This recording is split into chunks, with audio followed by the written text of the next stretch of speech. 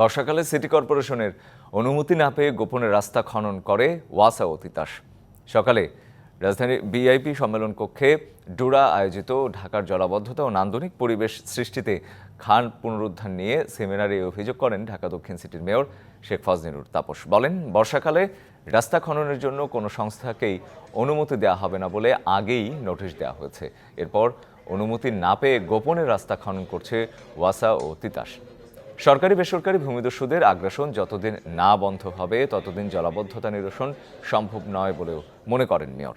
আগামী মাস থেকে জিরানী, মান্ডা, শ্যামপুর ও কালুনগর খাল পুনরুদ্ধার ও খননের কাজ শুরু হবে বলেও জানান তিনি। আদি বুড়িগঙ্গা দখলমুক্ত করা কঠিন কাজ ছিল, তবে আগামী 50 বছরে আর কেউ দখল করতে পারবে না বলেও জানান মেয়র।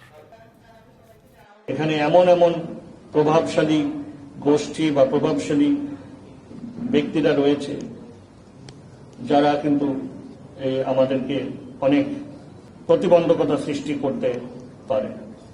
সেভাবে প্রভাবিত করার চেষ্টা করা হয়, তখন কিন্তু আমাদের হাতও অনেক সময় বাধাগ্রস্ত হয়ে যায়। নগদের কাছে সব গ্রাহকই প্রিয়, তাই তো সারা দেশে ক্যাশ আউট চার্জ সবচেয়ে কম।